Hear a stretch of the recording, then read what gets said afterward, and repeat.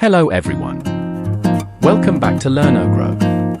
In this video we are going to insert pattern fill in our Word document.